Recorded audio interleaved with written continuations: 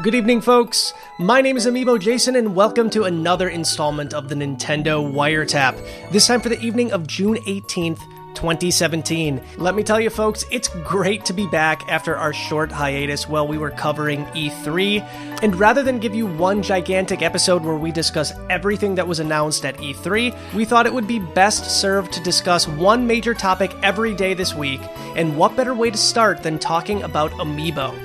A grand total of 13 Amiibo were announced at E3, some that we were expecting, and others we definitely were not. Let's take a look at the biggest Amiibo news that was announced last week. The first set of 4 Amiibo that we were graced with during the E3 press conference was Revali, Urbosa, Mipha, and Daruk from The Legend of Zelda Breath of the Wild. These are 4 Amiibo people have wanted for some time, even so much that we had customizers making these Amiibo pretty much since the game was first announced.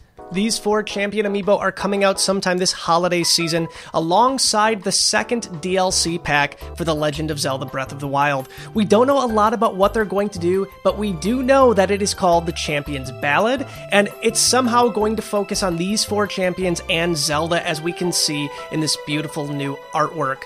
Again, at the moment, we're not sure exactly what these are going to do, but we want to know what you guys think these 4 Amiibo are going to do in-game. Give us your best theories down in the description below. Coming up next on the Amiibo front is a trio of Super Mario Odyssey Amiibo. These are definitely the most interesting looking Amiibo we've ever seen. It features Bowser in a wedding outfit, Peach in a wedding dress, and Mario in a tuxedo.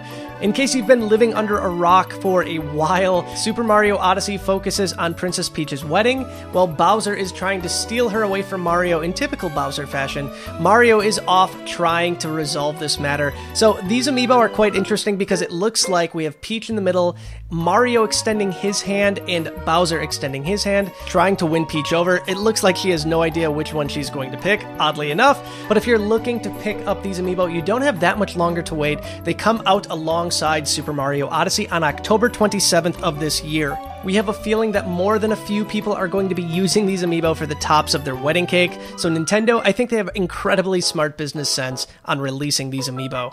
If this trio of wedding Amiibo is not enough for you, we have 2 additional Super Mario Bros. Amiibo coming out in the form of Koopa Troopa and Goomba.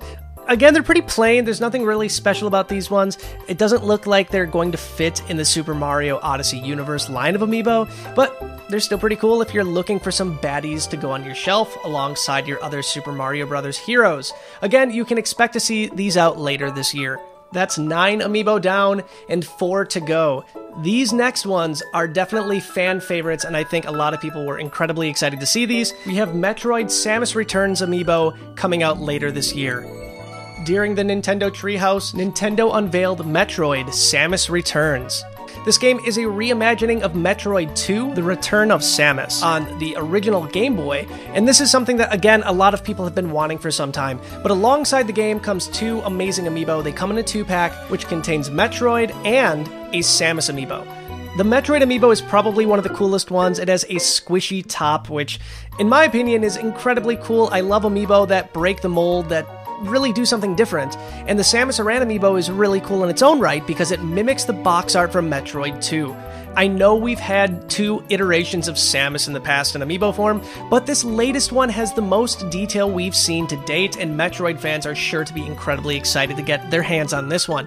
And again, the Metroid Amiibo is in stunning detail. It's breaking out of a glass case.